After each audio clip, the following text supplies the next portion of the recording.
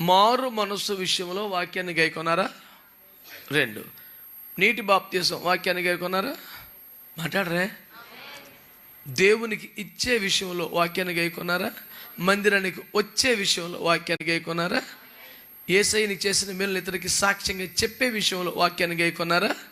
ఇలాంటివి ఎన్నో గైకొన్నారు కదా.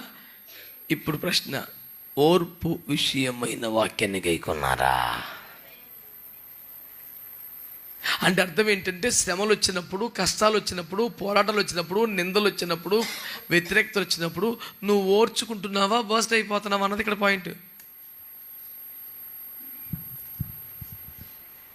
ఆ చిన్న మాటతో నేను ఇబ్బంది పెట్టేవాళ్ళు భార్య అవ్వచ్చు, భర్త అవ్వచ్చు, తల్లి అవ్వచ్చు, తండ్రి అవ్వచ్చు, అత్త అవ్వచ్చు, మామ అవ్వచ్చు, ఇరుగు పొరుగు కావచ్చు, అన్నదమ్ములు కావచ్చు. ఎవరు నిన్ను కాస్త టార్చర్ పెట్టినట్టుగా మాట్లాడినా నీ